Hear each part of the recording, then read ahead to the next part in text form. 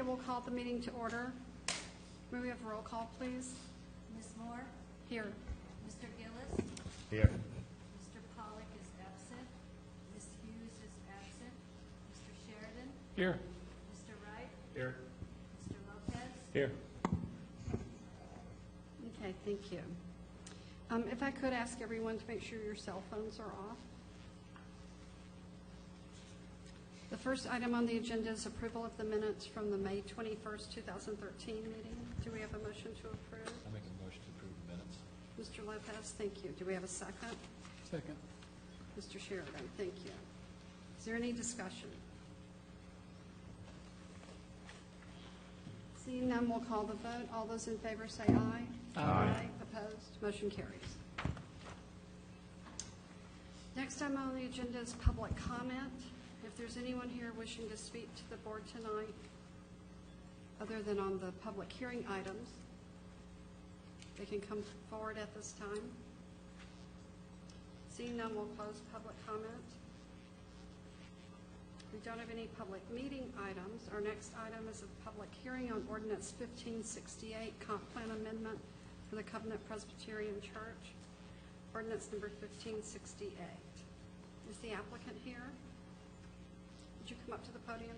Now's the time for you to give us your presentation and tell us why we ought to approve what you're asking for. Okay. Good evening. My name is Charlie Madden. I'm with Madden, Moorhead, and Glunt. My partner, Chad Moorhead, is in the audience, and our client, Dick German, and another consultant, Dave Axel, is here also, which may or may not speak, depending on if you all have any those kinds of questions. What I'd like to do is you all got a handout of a couple of aerials just to kind of get everybody situated in the world as to what we're doing. If you could, please refer to the one that's a more blown, a larger scale. If you could look at this one first, you can see that the subject property is right here, and it's got a red line around it. Everybody with me? Mm-hmm. And basically, we're on 419. Here's the sanctuary is kind of around us. There's the school. There's the office, commercial buildings here. And the reason I wanted you all to see this particular drawing is just to kind of show you the trend that's been out there. This was previously commercial that we're proposing. The same size lots basically as in the sanctuary.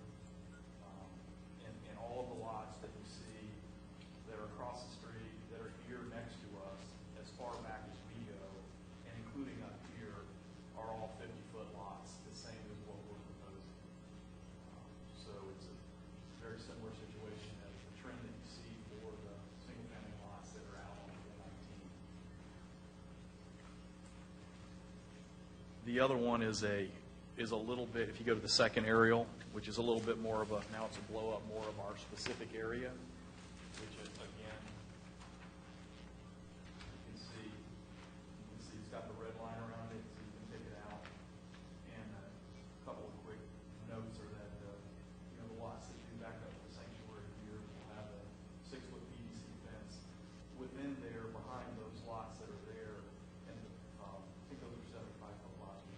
There's an existing 25-foot buffer that was part of the sanctuary. It's not part of those lots. It's a separate buffer tract that was built into the sanctuary plan that is heavily wooded. So besides the fence, you got a nice 25-foot heavily wooded buffer separating us from those folks. In the staff report itself, just a couple of things that I'd like to point out. If we can go to the comp plan amendment, and these comments will apply kind of to all three of the hearings that we're having here, but I'll go ahead and cover them here. If you could go to page 8 of your staff report, and if you look at the top, because the only thing that said that the only part of this, and of course we did get approval from DRC, so staff is behind us. However, it did say that we weren't compliant with the one part about keeping as much commercial land as possible. And so I just wanted to point out in the staff report that your comp plan, your comp plan requires a minimum of 691 acres to support the population in the city. And currently available, there's 904 acres of land that has commercial office use designations. The other thing is, as you all know, this was at one point, they hoped to build a commercial center here, but frankly, there just wasn't demand for it. There wasn't a market for it. And as far as the general market in the area, that's why Dave Axel's here today. He's an expert on the commercial retail market in Oviedo. And if you all have any questions on what's the status of that, if there's any concern with this issue, Dave's here to answer those kind of questions as far as vacancy rates and things like that. The other thing I'd point out on page 8, down under Part B, number 1, under recreation, it does talk about that, we will, we would need an extra 0.21 acres of neighborhood park, which we will be providing within our development. So we will be offsetting that as well. So those are the only two things that we saw that you all might possibly have a concern with. If you have any other questions, we're glad to answer those. Are there any questions of the applicant? Madam Chair. Mr. Wright? Mr. Madden, you mentioned that, because right now the way the master land use plan, and we'll talk about that obviously later on, but that's the only thing that's really indicating the PVC fence is going up between the church site and the sanctuary site. But you had mentioned you're also putting it up against the residential lots as well? Yes, sir. Okay. And that's covered in the developer's agreement. There's language in there that requires that PVC fence. Okay. Yeah, I mean, right now, and again, I've already asked staff that question earlier today, was that, there isn't really a buffer requirement for that. So, Right. If that is the case, I mean, I'd prefer to see that like that. So, Yep. That we may want to add that language if you're, again, if you're already considering doing that, then maybe we could add that language in there in some form, either on the master land use plan, that fence would go in there. Yeah, we can do that, no problem. And that is, we're not there yet, but the third item, which of course is the NSDA. In that NSDA, that fence is a requirement.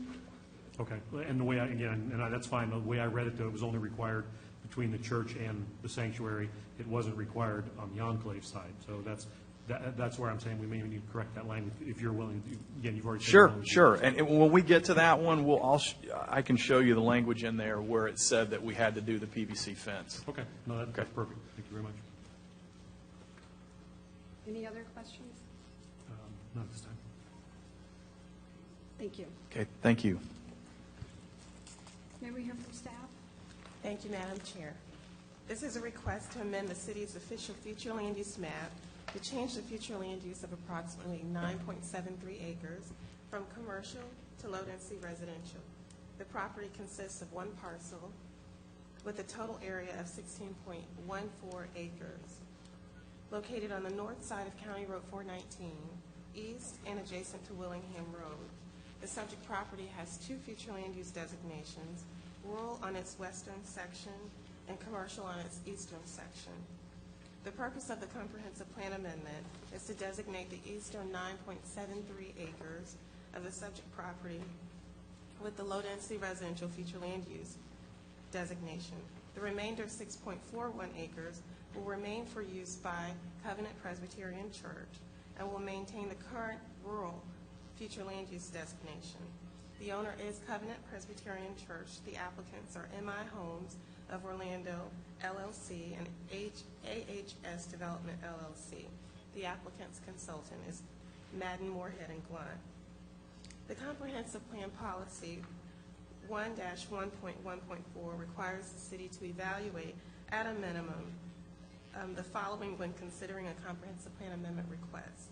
One is consistency with the goals, objectives, and policies of the comprehensive plan and the future land use map series, impact on established and projected levels of service, compatibility with the existing and proposed land uses, current supply of vacantly and already designated for the proposed land use, funding commitments for required improvements, impact on natural resources, consistency with the efforts to increase the supply of non-residential lands available for economic use, consistency with the efforts to increase the provision of viable mixture of land uses in a compact, walkable, area that is accessible to a full range of feasible, non-motorized, and motorized transportation modes, population impacts, and impacts on public schools.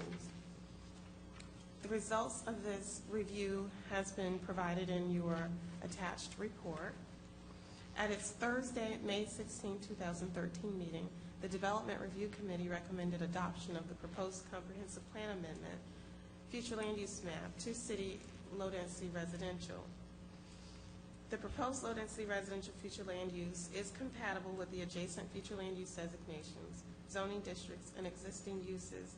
In review of comprehensive plan policy 1-1.4, the requested future land use map amendment to low-density residential is not consistent with criteria number 7, which states consistency with the efforts to increase the supply of non-residential lands available for economic use, as it decreases the availability of commercial land use in 9.73 acres. Despite this decrease, the city still has 904 acres of land designated for commercial and office uses. The proposed future land use is consistent with the surrounding land uses and consistent with the proposed zoning, which is R1BB. It is recommended that the PZA recommend adoption of ordinance number 1568. This concludes staff's presentation, and we're available for questions. Thank you. Are there questions of staff?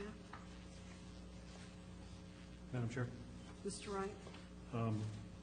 In the report, I believe it's in the comp plan supporting data and analysis portion on page 8. Make sure I got my page right. Actually, page 13, I apologize. This is really under the impact on natural resources section, number F. There were some recommendations made by the environmental consultant, and I guess the question I have is, there was the first paragraph requiring that they asked for recommending approval with the following comments, that there's a statement there basically saying prior to development, the approvals of all the wetlands, and I think the bottom line is that they wanted all the wetlands and the associated buffers to be dedicated as a conservation easement. And then secondly, on the second page on 14, there's items A through D that were also language that they had recommended be included, that would eventually be included either on the preliminary subdivision plan or in some document at this point. But is it possible that we can have that language placed in as a condition onto these documents, the actual resolution? What happens, again, if we approve this without those conditions and then this document is really no longer recorded? For the comprehensive plan, you cannot place conditions on the comprehensive plan. Similar to the zoning, you cannot do conditional zoning. You can place those conditions as part of the preliminary, as part of the third item, which The is master land use plan. the master land use plan. And that's You kind of can where I do was that. leaning towards, that there is a mechanism for us to include this language in those plans. Yes. Okay, thank you. Are there any other questions? Mr. Lopez? On the entrance and exit of the property. I'm sorry, Mr. Lopez, can you pull your microphone? Sorry. On the entrance and exit of the property, there's actually a median there, so are they gonna have to tear up that road, or who's responsible for that? I will let the applicant answer that question. Can you come back up to the podium, sir? We will be using that existing median opening, and we're going to have to get with Seminole County to talk to them about if there's any requirements to, expand a left turn lane coming in or whatnot. So that has not been done at this date? No, not at this point. We got to meet with them and see what they want. But I mean, our hopes would be just to leave it as is. But sometimes they may ask for with the number of lots that we have, they may not ask for anything, but there's a chance they could ask for a left turn lane eastbound. Okay. Are there any other questions? Okay, we'll open it up for public hearing. Anyone wishing to speak to the board on this item, please come up to the podium? Seeing none, we'll close public hearing. What's the board's pleasure? Madam Chair, Mr. Wright? motion to recommend approval of ordinance number 1568. Do we have a second? I'll second it. Mr. Lopez? Okay. Is there any discussion?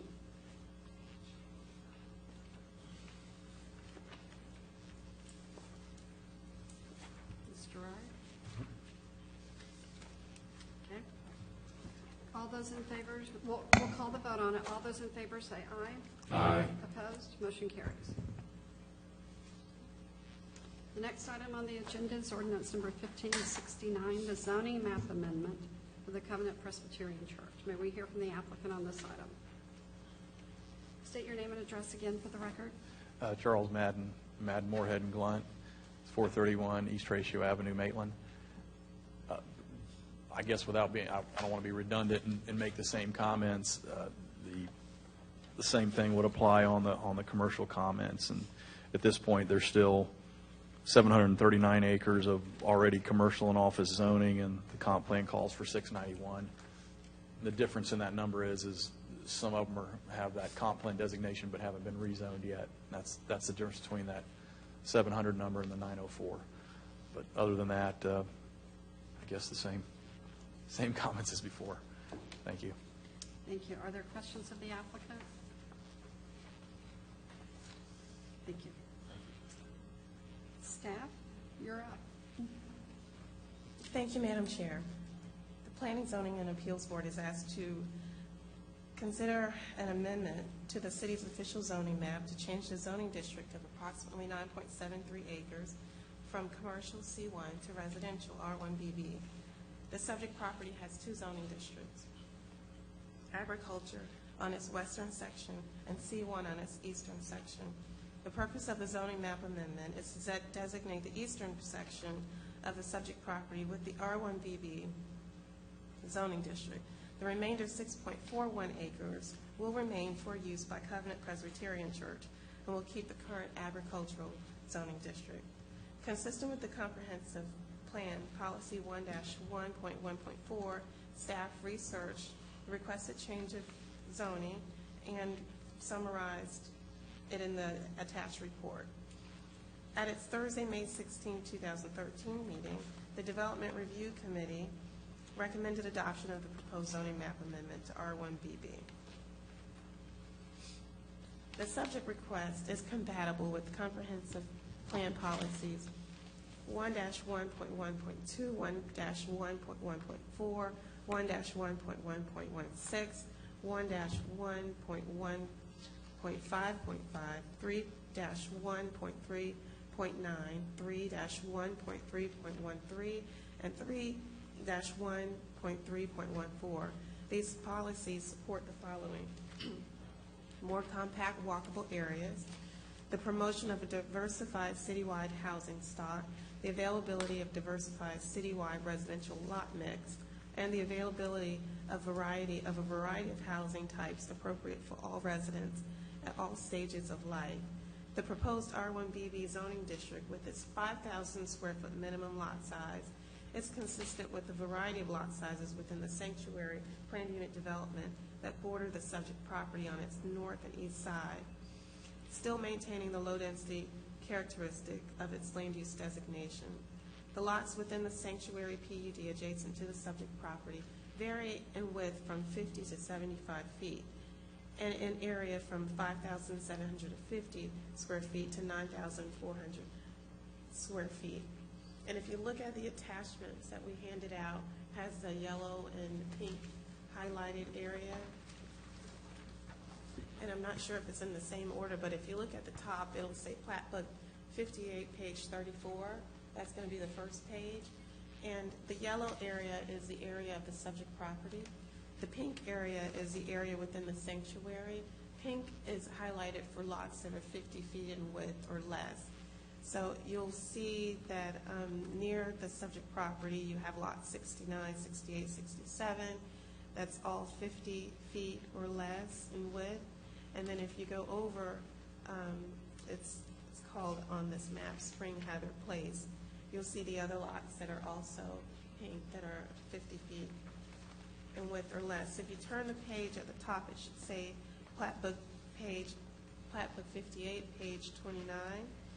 And if you'll look at the bottom on the western portion of the page is the subject property. And then in pink, you'll see all the other properties that are 50 foot in width or less. There's also one property that is adjacent to the yellow highlighted subject property. It says lot 70. You'll see that the width of that in the rear is 50 feet as well. In the front, did we measure out the front of that one? It's going to be a little larger than 50 feet in the front, which is, it faces Blue Springs Cove. If you turn the page, it should say Plat Book 65, page 98. The yellow area is the subject property. North of it, or yes, north of it, which is lot 732, 733, you'll see that those lot widths are 75. Lot 736 is an irregularly shaped lot, so that width is in the rear, it's going to be a little larger. But if you look in the front of the lots where it faces Turtle Head Cove, some of them, they vary in size. Like lot 735, you'll see it's 53.43 in width, and the others are 75. And then if you turn the page, which is Plat Book 65, page 99, you'll see the subject property. And to the north of it, you'll see the open space conservation tracts. And then those lots that are just to the west of that, 729, 730, 731, they're all 75 feet in width.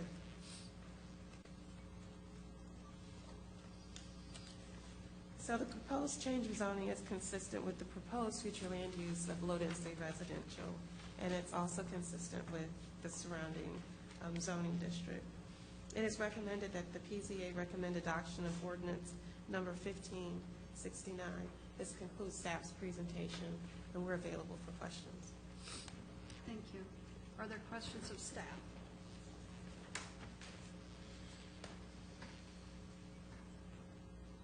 I have one. On those sheets that you were just referring to with the yellow and the pink stripes, on the first one, Plat Book 58, page 34, and in your presentation you were talking about some of these lots are less than 50 feet in width. Did the sanctuary not have a minimum of 50 feet? Was that not a requirement for that subdivision?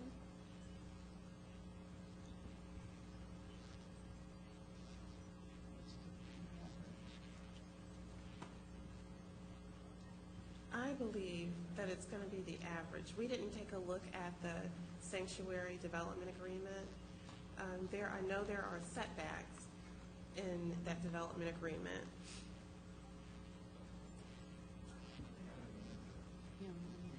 Would you come to the podium and... We did phase 2 of the sanctuary, and our requirement was 50 foot at the building setback line. You could have less than that at the right-of-way, but then at the building setback line, it had to be 50 feet wide. So I don't know specifically which lots you're referring to, but I imagine if you look at them, they probably get wider as they go back. They do. And so at the building, at the front building setback line, it would be 50 feet to comply. Okay, thank you. Well, the reason I ask my concern is that if the sanctuary had a minimum of 50 feet, but they weren't, I mean, some of them are less than that, and we say that on this zoning, that these have to be a minimum, but how do we know that they're going to be a minimum? You're saying it only has to be at the setback line.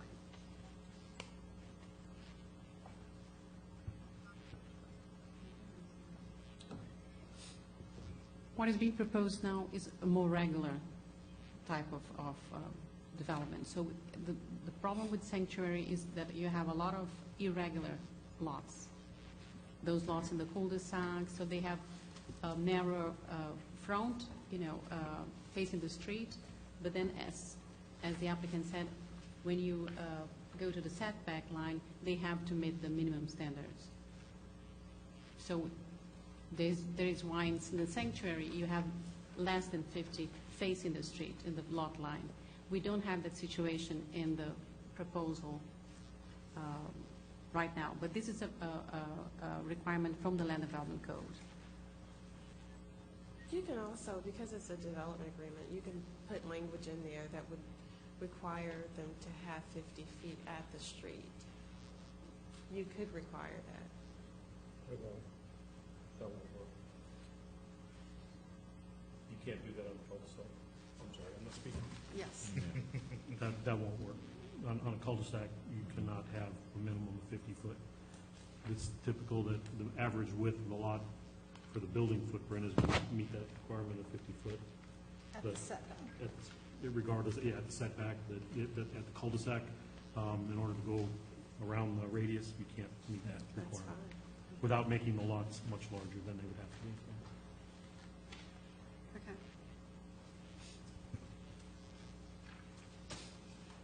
Okay. Okay, are there any other questions of staff? Okay, we'll open it up for public hearing. Is there anyone here wishing to speak on this item? Seeing none, we'll close public hearing. What's the board's pleasure? Madam Chair, Mr. Wright? motion to recommend approval of ordinance number 1569. Is there a second? Mr. Sheridan? Is there discussion? Anyone else? Well, I'll go first then. I'm not in favor of 50-foot lots. I realize there are some in the sanctuary that size. I just hate seeing us build these little small lots where the house takes up so much of the lot and there's very little space around it. So I'm not in favor of the zoning of the R1BB. I would prefer to see it as an R1B with a minimum of 60 feet.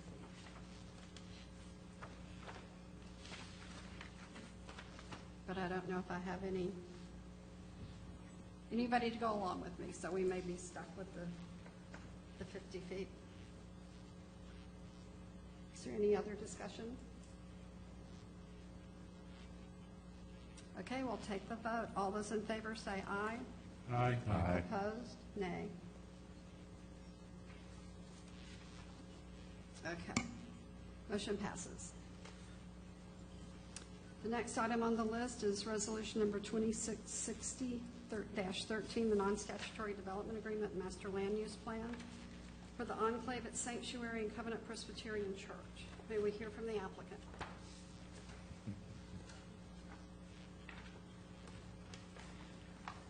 Same comments as the previous two. The one thing that I will go to on page 11 is the PVC fence issue. If you look at number 4, which is the top one on page 11 of the agreement,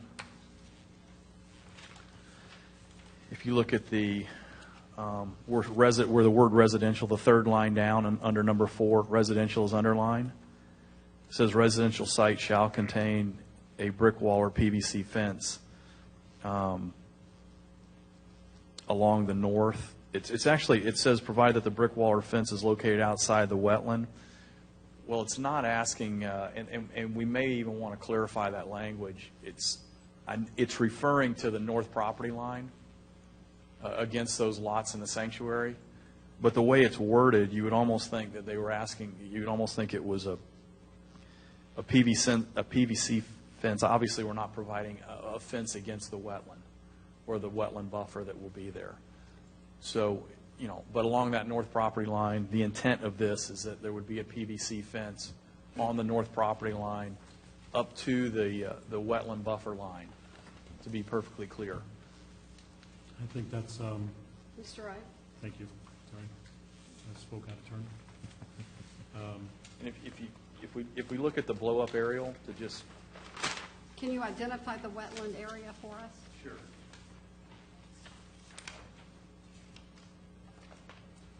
Here's my question, and again, if you don't mind.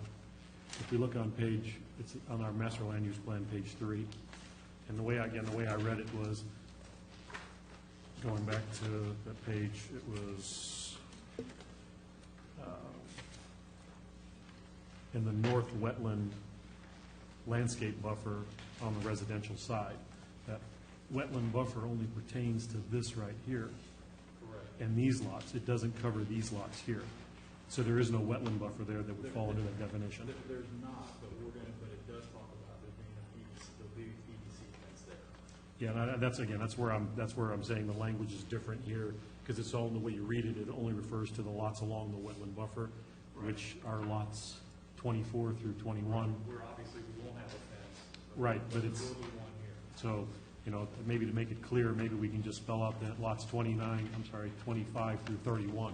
Sure. And that would just that would be clearer for me, so. Yep, that's fine. Because like I said, I don't think we need to put, personally, I don't think we need to put fence along the wetland, No, so. no, I mean, we wouldn't want to hide the wetland. That's part of the beauty of the property. Okay, so which lots are you saying will not have a fence behind them? The ones that are against the wetland.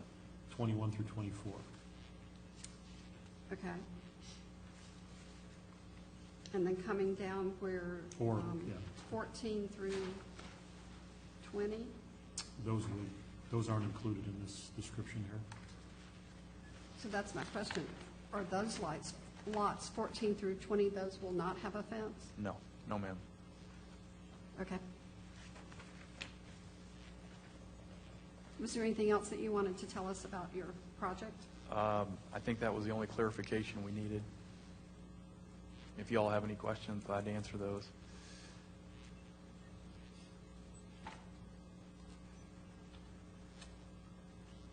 I would like to just point out one other thing is that where you don't have the 50-foot of frontage on the right-of-way, when you have a pie-shaped lot, because what we are going to do is it has to be 50 foot at the building setback line, because the builder will need to have a 40-foot pad, a minimum of a 40-foot pad by a 70-foot deep pad, 40 by 70 foot, the pad itself of the house.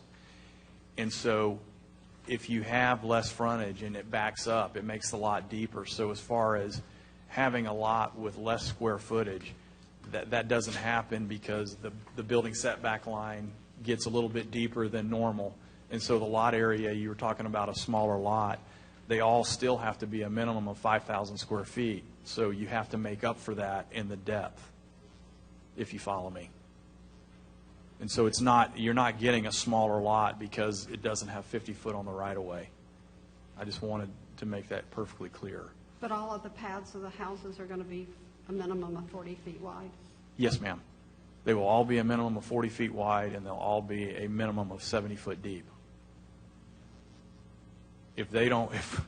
Let's put it this way, if one of those don't fit on one of those lots, then I'm in trouble, because that's what any builder's expectations will be. Okay. Are there any other questions of the applicant? Madam Chair? Mr. Wright? Just one real quick one, Mr. Madden. And again, this is on the master land use plan. We're going back to, this would be sheet, it's the demo plan.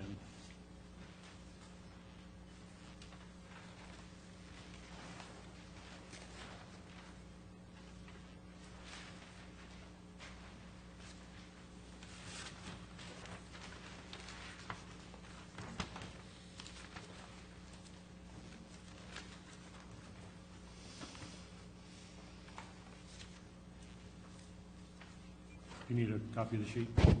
Okay. I see it. Really, it's a simple question. One of the notes on there basically says that we're removing the sidewalk during this driveway construction. We're putting in a temporary gravel for construction during the process. Right. My concern is that we don't have any crossings, I should say controlled crossings, and that's a major route from Lockwood to the school. which I think at Twin Rivers Boulevard, at Lawton Childs and Parton, all the way down to Lockwood, it's pretty much a continuous route for pedestrians and bicycles, and if we close that sidewalk without any controlled access points in between, that we're going to have a problem. So just wondering if there's a way we can change the language so that at least that we can maintain that crossing during construction. Yeah, we could add a note that it is to be maintained during construction. Okay. I mean, that's really all I'm looking for on that. Okay, not a problem. Thank you. I have no more questions. Okay, does anyone else have a question of the applicant? We'll hear from staff. Thank you, Madam Chair.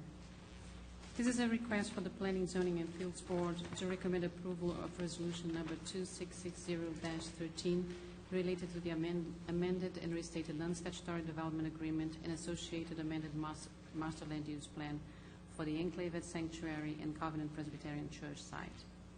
The subject property consists of approximately 16.14 acres located along the north side of County Road 419, east of Williamham Road, and directly adjacent to the Sanctuary Plan and Unity Development. The property owner is Covenant Presbyterian Church of Oviedo, Incorporated. The applicants are MI Homes of Orlando, LLC, and AHHS Development, LLC. The applicant's consultant is Madden, Moorhead, and Blunt Incorporation. On October 4, 2004, the City Council adopted resolution number 262-04 approving special exception use order number 178-04 for a church use on the property. On January 5, 2009, the City Council adopted ordinances number 1448 and 1449 for the respective future land use change and rezoning of 9.73 acres on the subject property, maintaining the remaining 6.41 acres for the church use. At the time, the City Council approved a change of future land use from rural to commercial and a change in zoning from agricultural to commercial, C1, for a portion of the subject property.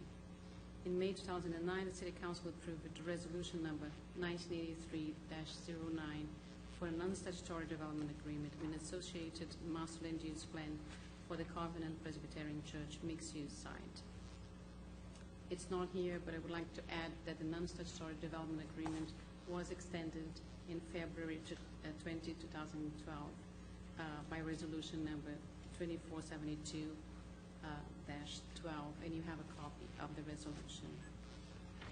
On November 19, 2012, the applicant submitted an application for a zoning map amendment and a future land use map amendment for the 9.73 acres on the subject property, maintaining the rural future land use designation, the remaining 6.41 acres for church use.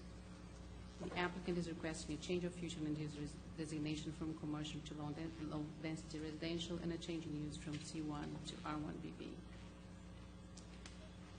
The staff has found that the amended and restated non-statutory development agreement and amended master land use plan are in compliance with the comprehensive plan and the land development code requirements, provided that the future land use map amendment and the zoning map amendment are approved to allow for the low density residential future land use designation and R1BB zoning district on the site.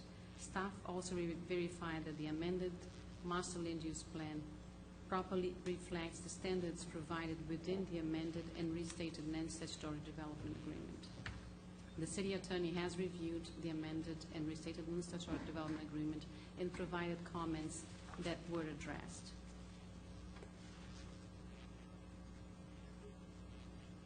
The proposed development includes the following. The item number 1 refers to the site, the church site, and this was not changed by the master land use plan or the development agreement. Approximately 9.73 acres are proposed for residential use with the development of 31 single-family residential units. The following standards relate to the residential development. The minimum lot size allowed in the R1BB zoning district is 5,000 square feet and minimum lot width of 50 feet. The lots proposed are compliant with R1BB zoning district. The setbacks proposed are consistent with the R1BB zoning district, front setback of 20 feet for building and 25 for garage, structure side setback of 5 feet and rear structure setback of 20 feet. Additionally, the applicant requests that for corner lots, a street side setback of 15 feet is allowed for the side structure along that street. And that is reflected in that language is in the development agreement. The maximum building height shall not exceed 35 feet. There were identified 2 wetlands and 1 surface water in the property, and they are delineated in the master land use plan. Upper wetland buffers with an average width of 50 feet and minimum width of 25 feet shall be provided adjacent on-site wetlands. This buffer shall be maintained in the natural state. All internal right-of-ways within the residential tract shall be private, provided, however, the development must construct streets per street standards and demonstrate that a permanent funding mechanism will be established to conduct long-term maintenance and upkeep of such private rights-of-way. City and other government emergency enforcement, public and utility service personnel and vehicles shall be allowed access into any private community within the project. The development will not be gated, though. The following standards relate to the development as a whole. Water, potable water, and sanitary sewer will be provided by the city, and the project shall have 1 primary access point, being a full access entrance and connection to County Road 419, located approximately 1,600 feet to the east of William Hum Road, which will align with existing paved medium crossover in County Road 419. The project will be developed independently and in no specifically established order. However, neither side will be developed without the necessary infrastructure constructed in place in operation to allow the site being developed to function independently and at a full level of service required with respect to transportation, traffic, stormwater, potable water service, and sanitary sewer service. And the development agreement established that the applicant has 36 months for the execution of the agreement. It's recommended that Planning, Zoning, and Appeals Board recommend approval of Resolution 2660-13. And as an attachment, you have the location map. You also have the resolution number 2660-13 and development agreement and the master land use plan. And with that, we conclude our presentation, and we are available for questions. Thank you. Are there questions of staff? Mr. Wright? Madam Chair, I didn't even say anything. I didn't know I had a question. You always have a question.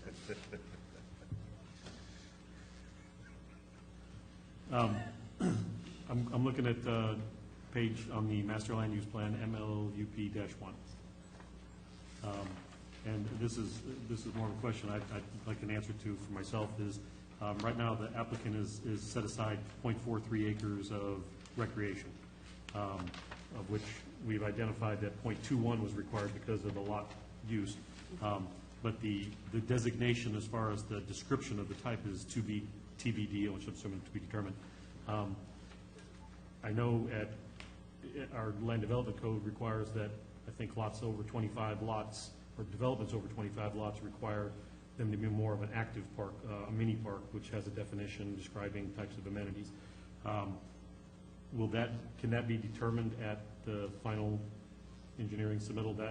They can make that determination at that point. We don't really need to address that now. That's when it's made. It's made at the final development plan stage. Okay, no, that's what I thought. I just wanted clarification on that. I'll go back to what I asked in the, I think 1568. There were some recommendations that were placed by the environmental consultant that reviewed the site, and he asked for some specific language to be added for approval, and really it's for language to be passed forward on the preliminary subdivision plan or final engineering documents. And what I would do is I would like to have those added to the master land use plan in some form. I think most of the language is pretty straightforward. There's nothing that I don't believe would put a hindrance on the applicant at this point. But I think the only language that really stands out is that, like, the items that are on that same page in the table on the lower left-hand corner tracts, Area F and areas, it's not really identified. There's two wetlands, wetland 1, wetland 2, wetland buffer. You know, I think their recommendation was that those would be included in a overall conservation easement. I think that out of all that stuff, that was probably the most, you know, thing that stood out in their recommendation by the environmental consultant.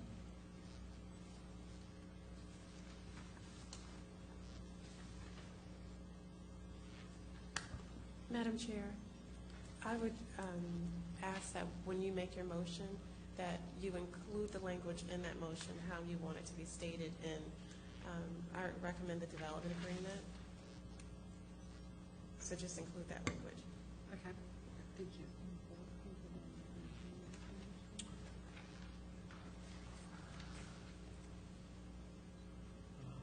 Okay, did you have another question, Mr. Wright? No, I think I'm good. Thank you. Okay. Are there any other questions of staff?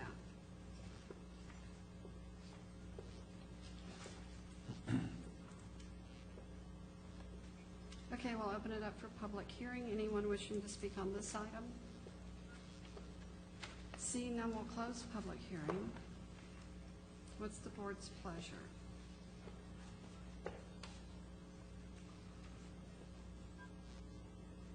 Madam Chair? Mr. Wright?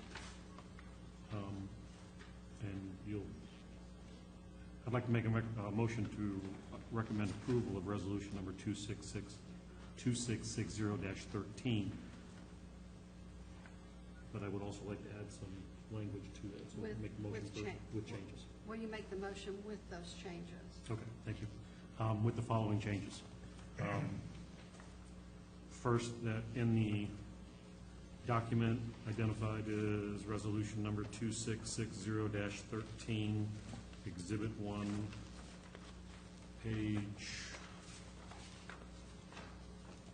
I just had it. Page 11, Thank you, page 11. we can do G. Paragraph 4, the first sentence, I'd like that to read, the North V landscape buffer on the church site and the north boundary of lots 25 through 31 as identified on the master land use plan the amended master land use plan, enclave at Sanctuary and Covenant Presbyterian Church shall contain a brick wall or PVC fence in addition to the required vegetation, and the language can continue from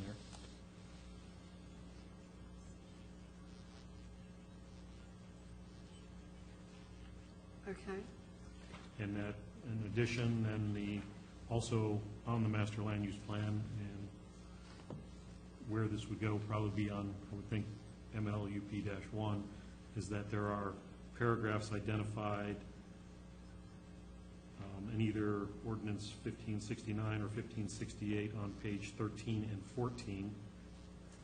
13 and 14 of what? Of the ordinance, let's just use 1568. It's in both. Page 13 and 14. That the recommendations by the city's environmental consultant be included, specifically the quoted paragraph that starts with the prior to any developments approvals and ends with federal permitting guidelines and policy. Additional sentence would include that the undeveloped wetlands and associated buffers would be placed in a conservation easement. And then on page 14, that the language identified as items A, B, C, and D would also be included on the master land use plan. Would you like that included into the development agreement as well as the master land use? Yes, that would be good. plan? Thank you. Okay. And the development agreement may actually be a more appropriate place for it than on the plans. So really, your discretion where, as long as it goes in there, it's fine.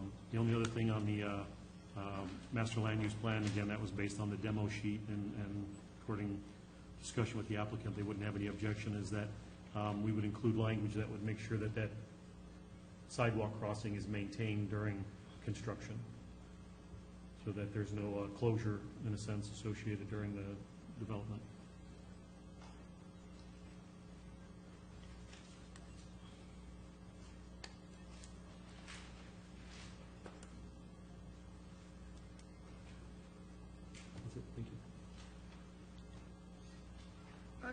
Can I ask for one clarification? The Sure. first one about the brick wall or PVC fence. I think your changes to it ended with, in addition to the required vegetation. That's where it would continue. Okay.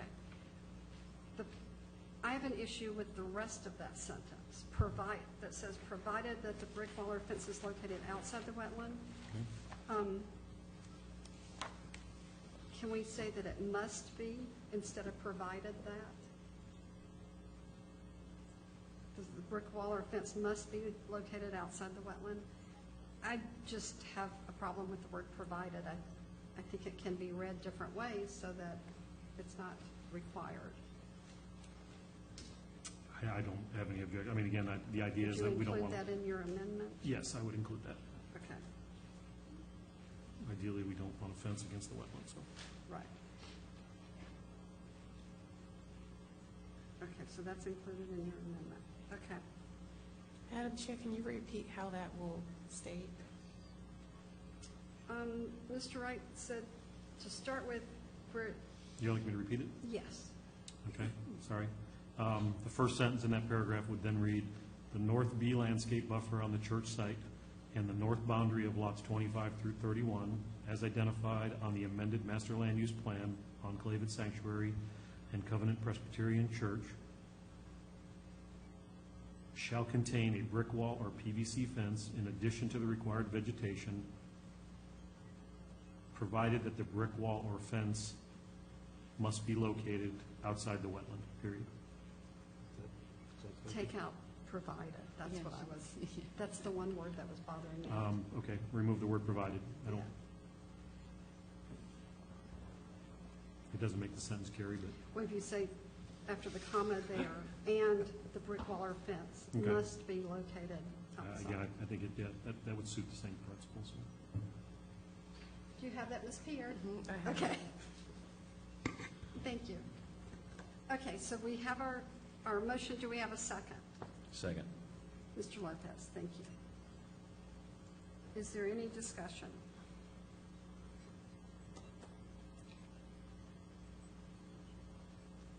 Nothing?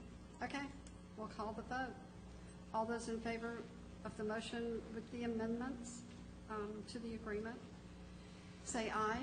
Aye. Opposed? Motion carries. Ms. Pierre, if you can help me, my understanding is that City Council will consider all three of these items on their first reading on July 15th, 2013, and then a public hearing on August 5th, 2013. Yes, ma'am. Okay. Thank you. Good luck.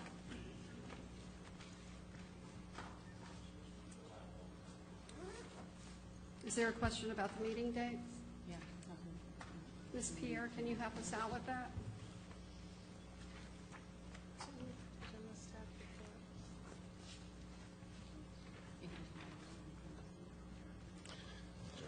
It says July 15th in our document. Yeah, our staff memo on the first item said the first reading was July 15th and public hearing on August 5th. That is the date. It's what's in the staff report. I'm actually looking for it.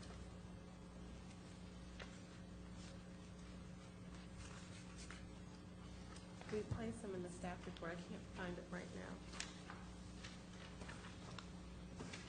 now. Okay. On Monday, July 15, is a public hearing. And Monday, August 5th. Yes, it's Monday, July 15th and August 5th, 2013. Monday is the first reading and August 5th is the second reading. Okay, thank you. If you gentlemen have a question about that, you can talk to staff after the meeting. Okay? Okay, we have no discussion items on our agenda. Is there any item the board wishes to discuss at this time? Seeing none, we'll move on. Our future meeting dates are June 25th. July 9th shows canceled here, but I understand from Patty that that's going to be a regular meeting. Yes, it's going to be happening. Okay. And then July 23rd is a work session. We've had, one or two work sessions already on changes to the land development code, and I would encourage all of you that if there's any way you can be here, you do that. At the last one, we were handed out a visual preference survey. So if you haven't turned it back into staff, you need to. Oops. That's 2 oops. It's 3 oops. I got mine in the mail. Okay, so, And I really told myself I was going to have that by this today. So did I. Be thankful I made it to the meeting tonight. hey, we didn't have to call anybody tonight. We're doing good. Good. Oh, Okay. Almost. Almost. Okay, so we've got our future meeting dates. Is there anything else? No. Do we have a motion to adjourn? So made. Thank you. All those in favor? Aye. We have a nay? Motion carries anyway. Going for We it. stand adjourned. Oh, that's Taylor. Taylor. So for the minutes, it was a little bit. Last time I was about this chick thing, I got in a lot of trouble.